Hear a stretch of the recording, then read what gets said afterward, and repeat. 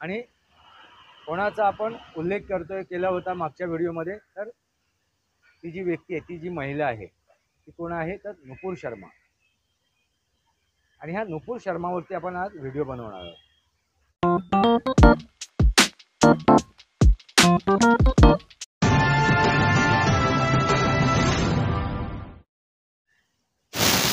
नमस्कार मित्रांनो, वास्तवावर बोलू काहीतरी या शृंखलेमध्ये पुन्हा एकदा आपलं स्वागत. मी आपला मित्र राजेश वासंती सामाजिक व्यवस्था. मित्रांनो, आज आपण जो विषय घेणार आहोत तो आहे दिल्लीच्या विधानसभेच्या संदर्भात. आणि कोणाचा आपण उल्लेख केला होता मागच्या व्हिडिओमध्ये, तर ती जी व्यक्ती आहे, ती जी महिला आहे, ती कोण आहे तर नुपूर शर्मा. आणि ह्या नुपूर शर्मावरती आपण आज व्हिडिओ बनवणार आहोत. बऱ्याच जणांनी जसं मला संपर्क साधून ह्यावरती बोला म्हणून सांगितलं होतं, म्हणून मुद्दाम मी नुपूर शर्मावरती बोलतोय. कारण बरेच यूट्यूबरने हा विषय मांडलेला आहे. आता माझ्या दृष्टिकोनातून, माझ्या नजरेतून हा विषय काय आहे तो तुमच्यासमोर मांडायचा आहे. पण तत्पूर्वी आणखीन एक गोष्ट तुमच्या लक्षात आणून देतो. ती म्हणजे काय, तर बऱ्याच जणांचा मला फोन आला, म्हणजे बऱ्याच वेळा फोन आलाय, कालच नवी आलाय, त्याच्या अगोदर पण बऱ्याच वेळा फोन आला की साहेब तुम्ही जे काय व्हिडिओ बनवताय ते थांबवले आहेत का, तुम्ही आपले विचार मांडायचे थांबवले आहेत का, कारण तुमचे व्हिडिओ आमच्यापर्यंत पोहोचत नाही आहे. मित्रांनो, त्याला दोन कारणं असू शकतात. एक तर यूट्यूब ह्या संस्थेने मला जो हे करायला पाहिजे, प्रोत्साहन द्यायला पाहिजे, तो त्यांच्याकडनं मिळत नसावा.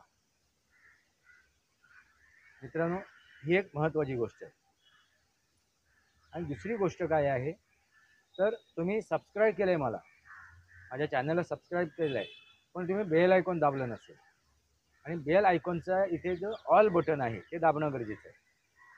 तर तुम्हाला माझे प्रत्येक व्हिडिओ मी जेव्हा टाकेन तेव्हा त्याचं नोटिफिकेशन तुम्हाला मिळू शकते. आता यूट्यूबने प्रमोशन करायचं की नाही करायचं हा त्यांचा प्रश्न आहे. माझे विचार मी मांडत राहणार, माझे व्हिडिओ मी बनवत राहणार. यापूर्वीच म्हणालो आहे, माझा एक जरी व्ह्यूवर असला तरी मी व्हिडिओ बनवणार. कारण पैसे कमवणे हा माझा उद्देश नाही आहे, आणि मिळाले तर कोणाला दुःख नाही आहे. मित्रांनो, लक्षात घ्या, माझे विचार पोचवणे हा माझा एक उद्देश आहे. असो, तर तुम्ही जर सबस्क्राईब केलं असेल त्याबरोबर तुम्ही बेल आयकॉनसुद्धा दाबा. आणि दुसरी महत्त्वाची गोष्ट, तुमच्याकडून माझ्या व्हिडिओचं प्रमोशन होऊ शकते, माझ्या चाहत्यांकडून, माझ्या व्ह्युअर्सकडून. ते कसं काय, तर तुम्ही माझे व्हिडिओ आपल्या आप्तांना, आपल्या परिचयांना, आपल्या मित्रमंडळींना, आपल्या नातेवाईकांना तुम्ही ते फॉरवर्ड करू शकता, म्हणजे शेअर करू शकता. जर ते शेअर केलेत तर आपोआपच माझं प्रमोशन होईल. आता तुमच्या हातात आहे ते शेअर करायचं की नाही, माझं प्रमोशन करायचं की नाही, की तुमच्यापर्यंतच मर्यादित ठेवायचं. असो, आता विषयाकडे वळूया आपण.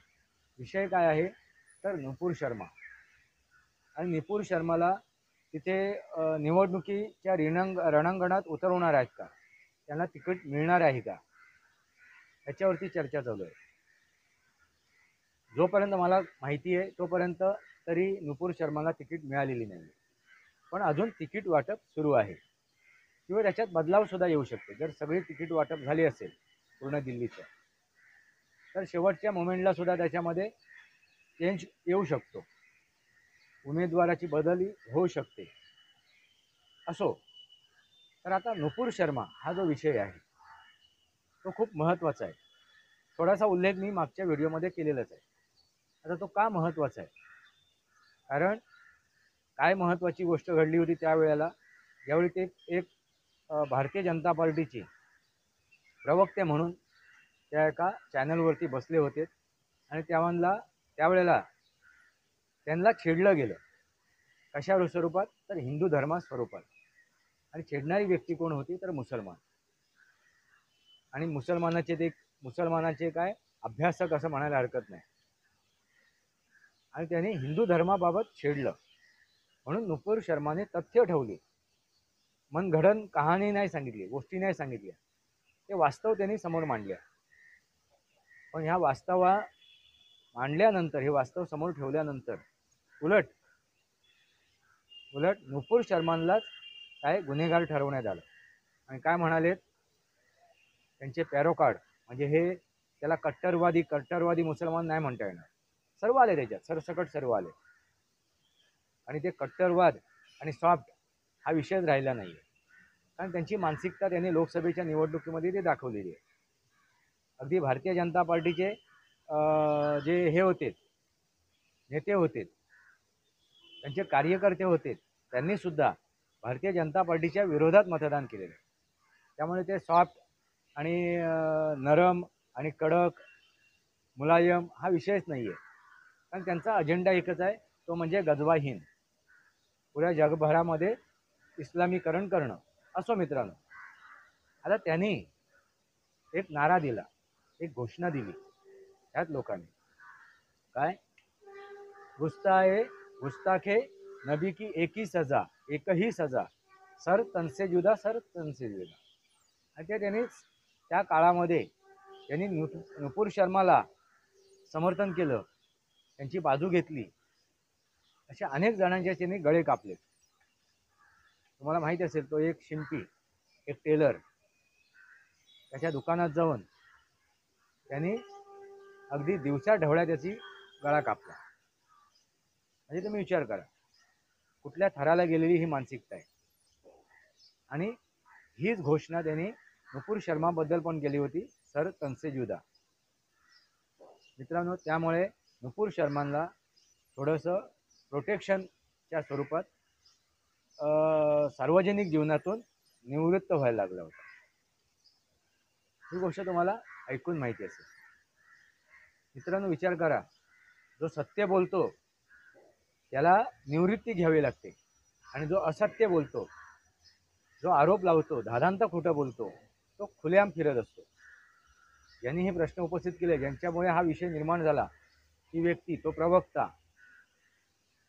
खुलेआम फिरत होता, खुलेआम त्याच्यानंतर TV डिबेटमध्ये भाग घेत होता. मित्रांनो, आता हा विषय का चर्चेला जातोय? कारण नुपूर शर्मा ह्या दिल्लीच्या आहे.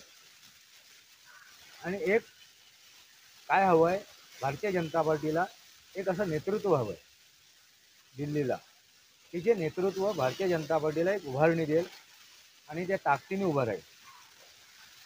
तर कदाचित नुपूर शर्मा ही ताकद देऊ शकतात, अशी एक चर्चा सुरू झाली.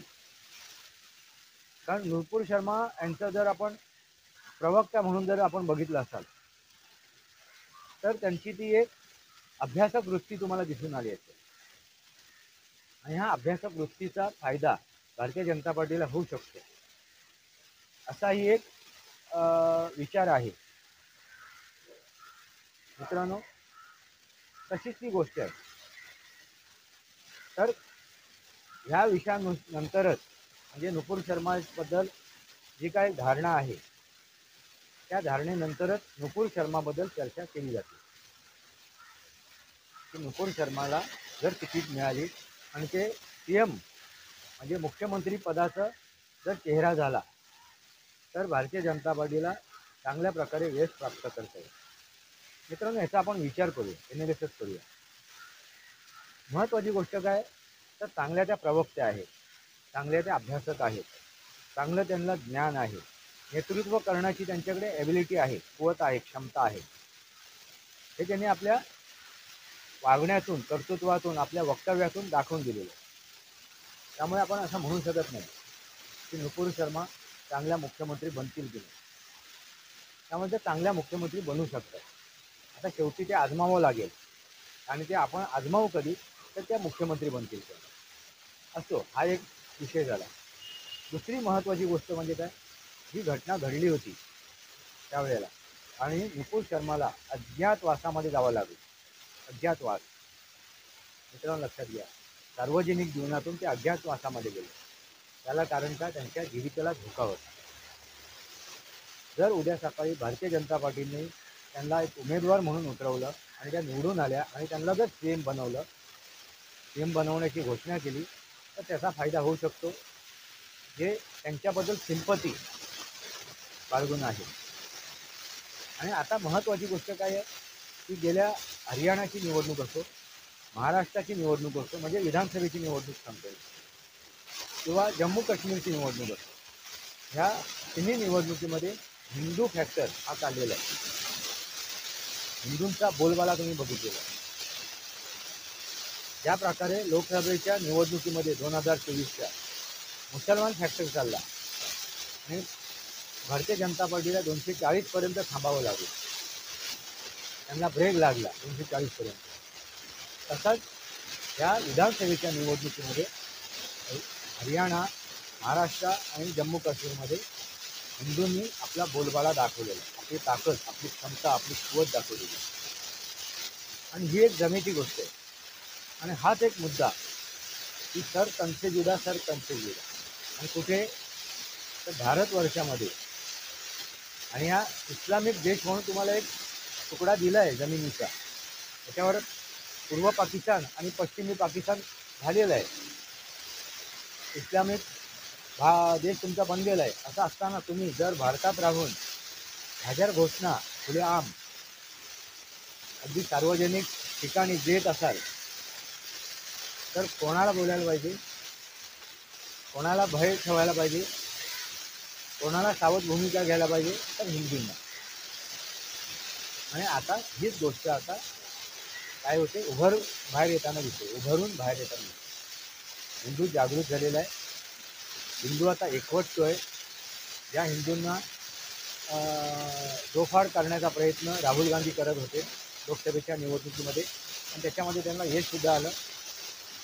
त्यांचं विभाजन करण्याचा प्रयत्न केले होते, त्याच्यामध्ये यशसुद्धा आलं.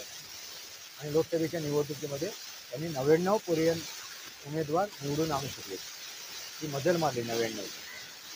असो मित्र, खोटं संविधान बचाव, लोकतंत्र बचाव, त्याला एक ह्या जो खोटा नॅरेटिव्ह होता, त्याला एक कालमर्यादा होती, त्याचं एक जीवन होतं, त्याचं एक आयुष्य होतं, ते संपलेलं आहे. आणि जनतेने ते दाखवून दिलं आहे विधानसभेच्या निवडणुकांमध्ये. अगदी उत्तर प्रदेशची जी पोटनिवडणूक झाली, त्या पोटनिवडणुकीमध्ये सुद्धा ही गोष्ट उत्तर प्रदेशच्या जनतेने सुद्धा दाखवून दिली. हा एक विषय आहे ना मित्रांनो. आणि ज्या प्रकारे नुपूर शर्मांना अज्ञातवासामध्ये जावं लागलं, हा सुद्धा विचार करण्यासारखी गोष्ट आहे. ही सुद्धा विचार करण्यासारखी गोष्ट आहे. हा सुद्धा आपल्याला विचार करायला भाग पाडणारी गोष्ट आहे. हा जो प्रसंग निर्माण झाला तो मित्रांनो लक्षात आला. आता दुसरी गोष्ट महत्त्वाची की ही झाला हिंदुत्वाची ताकद, हिंदुत्वाचा बोलबाला. आणि त्यासाठी नुपूर शर्माला मुख्यमंत्री किंवा उमेदवार म्हणून रणांगणात त्या निवडणुकीच्या युद्धामध्ये उतरवणं हे गरजेचं असेल. आता त्याबरोबर अरविंद केजरीवाल यांनी जे काय भ्रष्टाचार केले, जो का शीश महाल बनवला आहे, आणि त्यानंतर काँग्रेसने त्यांचा हात सोडलेला आहे. आणि काँग्रेसने त्यांना काय म्हणालं आहे, केजरीवाल नाही आहे, हे फर्जीवाल आहे. हे केजरीवाल नाही, ते फर्जीवाल आहे. जे फर्जीवाल लोकसभेच्या निवडणुकीमध्ये त्यांच्यासाठी पाक साफ होते काँग्रेससाठी, आणि आता ते विधानसभेच्या निवडणुकीमध्ये फर्जीवाल झाले आहेत, असे आता बोंब उठवते, अशी आता वक्तव्य दिली जात आहेत. कोणाकडून? तर काँग्रेसकडून. ये जनता है, ये पब्लिक है, सब जानती है. तर जनतेला ही गोष्ट लक्षात आली आहे की कसं आहे, आपल्या सोयीनुसार इकडची पलटी तिकडे मारायची, तिकडची पलटी इकडे मारायची, दोन्ही तोंडाने बोलायचं, एकमेकाला शिव्या सुद्धा घालायच्या आणि एकमेकाच्या गळाभेट सुद्धा घ्यायची. म्हणजे बघा किती दुटप्पीपणा आहे. आणि हा दुटप्पीपणा लक्षात आलेला आहे जनतेच्या. ही एक जमेची बाजू आहे भारतीय जनता पार्टीची. आणि सर्वात मोठी जमेची बाजू म्हणजे हिंदुत्व. आणि आता नुकतंच हिडनबर्ग हा एक विषय आता बाहेर आला आहे, चर्चेला जातोय. आणि हिडरबर्ग सारखी कंपनी आता शटर डाऊन करून पळून गेलेली आहे. त्याचा जो CEO आहे, त्याचा जो मालक आहे, त्याने ते शटर डाऊन केलं आहे. यांनी अडाणीवरती आरोप लावले होते. म्हणजे विचार करा मित्रांनो, हे ज्या अंतर्गत ज्या आहेत शत्रू भारताचे, त्याबरोबर हे परकीय शत्रू सुद्धा आहेत. हिडनबर्ग सारख्या, जॉर्ज सोरस सारख्या, त्यांचेही आता मुखवटे उतरले जातात, त्यांचेही पर्दाफाश होतोय. मित्रांनो, ह्याही एक जमेच्या गोष्टी आहेत. परत हिंदूंचा जो आता पर्व सुरू आहे, म्हणजे कुठला तर महाकुंभमेळा, 144 वर्षानंतर ते आलेला योग आहे. ह्या महाकुंभमेळ्याचा सुद्धा ह्या दिल्लीच्या निवडणुकीवरती प्रभाव पडणार आहे. आणि आता नुपूर शर्मा ह्या सर्व गोष्टीमध्ये, या परिवेक्षामध्ये थोड्याशा त्यांचा जो हे आहे, म्हणतात ना पायदान, म्हणजे त्यांची जी पायरी आहे ती एक पायरी वर आहे. त्यामुळे असं वाटते, जर नुपूर शर्माला उमेदवारी दिली गेली आणि या पूर्ण प्रचार दौऱ्यामध्ये त्यांना एक त्यांचा प्रचारक म्हणून, सर्वात मोठा प्रचारक म्हणून त्यांना जर प्रोजेक्ट केलं गेलं, भले मुख्यमंत्री नाही बनवलं तर एक मोठा प्रचारक, स्टार प्रचारक म्हणून जर त्यांना प्रोजेक्ट केलं गेलं, तरी सुद्धा दिल्लीच्या निवडणुकीवरती परिणाम होऊ शकतो. भले त्यांना CM, मुख्यमंत्री बनवलं गेलं नाही तरी, किंवा त्याचा तो चेहरा पुढे केला नाही तरी, स्टार प्रचारक म्हणून जरी त्यांना पुढे आणलं, उमेदवारी जरी दिली, तरी त्याचा परिणाम दिल्लीच्या निवडणुकीमध्ये होऊ शकतो. ही कारण का, तर सर तनसे जुदा ह्या गोष्टीला एक उजाला मिळेल, ही परत गोष्ट चर्चेमध्ये येईल. मित्रांनो, ही सर्वात महत्त्वाची गोष्ट ती परत चर्चेला येईल. ही गोष्ट आता विस्मरणात गेलेली आहे. कारण भारतीय लोकांची स्मरणशक्ती जरा कशी आहे, शॉर्ट मेमरी आहे त्यांची, लगेच विसरतात. क्षणिक त्यांची काही क्षणानंतर त्यांची ती आठवण, स्मरणशक्ती, ती मेमरी लयास जाते. एक दुर्दैव आहे. आणि ह्या दुर्दैवामुळेच मोगलांनी राज्य केलं, इंग्रजांनी राज्य केलं. कारण आमची स्मरणशक्ती काय आहे, अगदी क्षणिक आहे. त्यामुळे हे आठवण देणं गरजेचं आहे. हे अशा स्वरूपात त्या नुपूर शर्माला जर प्रोजेक्ट केलं, त्यांना जर पुढे आणलं, तर ह्या सगळ्या गोष्टी परत आठवतील. त्यांच्या विरोधात कसा काय अन्याय झाला, तो अन्याय त्यांनी एकट्याने सहन कसा केला, आणि भारतीय जनता पार्टीने त्यांना न्याय कसा दिला. आपल्या एका नेत्याला, आपल्या एका कार्यकर्त्याला भारतीय जनता पार्टीने न्याय कसा दिला, हा न्यायच देणं आहे. भारतीय जनता पार्टीने त्यांना उमेदवारी देणं म्हणजे न्याय देणं आहे. त्यांना प्रोजेक्ट करणं म्हणजे न्याय देणं आहे. त्यांना स्टार प्रचारक बनवणं म्हणजे न्याय देणं आहे. आता भारतीय जनता पार्टी नुपूर शर्माला न्याय देईल की नाही, त्यांचा त्या विषयाचा फायदा उचलणार की नाही, आता हा प्रश्न भारतीय जनता पार्टीचा. माझे विचार मी तुमच्यासमोर मांडले. आणि परत एकदा जाता जाता तुम्हाला सांगतो, माझे व्हिडिओ तुम्ही बघितल्यानंतर ते काय करा, सबस्क्राईब करा. आणि सबस्क्राईब केल्यानंतर बेल आयकॉन दाबायला विसरू नका, जर माझे विचार तुम्हाला पटत असेल तर. आणि बेल आयकॉन दाबताना ऑल ह्या बटनावरती दाबा. फक्त बेल आयकॉन दाबून सुद्धा चालणार नाही, तर ऑल, म्हणजे माझा प्रत्येक व्हिडिओ तुम्हाला बघायला मिळेल, म्हणजे प्रत्येक व्हिडिओची नोटिफिकेशन तुमच्यापर्यंत पोहोचेल. मित्रांनो, अडचण तुमच्या लक्षात आली असेल. जो प्रश्न तुम्ही उपस्थित केला माझ्या चाहत्याने, की माझे व्हिडिओ मी बनवतोय की नाही, तर अगदी अथक न थांबता मी हे व्हिडिओ बनवतोय. कुठेही खंडन नाही आहे. एखाद दुसरा व्हिडिओ, एकाच दिवशी अशी गोष्ट घडते की कामामुळे किंवा आणखीन कोणत्या परिस्थितीमुळे मी तो व्हिडिओ बनवत नाही आहे, पण न चुकता एक व्हिडिओ मी बनवतोय, माझे विचार पोचवतोय. या पुढचा विषय आपण काय घेऊ, हिडनबर्ग, जॉर्ज सोरस. ह्या परकीय ज्या शक्ती आहेत त्यांची आता काय अवस्था होतीये, आणि त्या परकीय शक्तीबरोबर हातमिळवणी करणारे आपले जे स्वदेशी आहेत ह्या गद्दारांचा सुद्धा विचार करणं गरजेचं आहे. ह्या गद्दारांचा सुद्धा विचार करणं गरजेचं आहे. त्याच्यावरतीही चर्चा करणं गरजेचं आहे. मित्रांनो, परकीयापेक्षा जो स्वकीय असतो ना, स्वकीय स्वदेशीय हा सर्वात घातक असतो. म्हणून आपण म्हणतो ना, घर का भेदी लंका ढाय.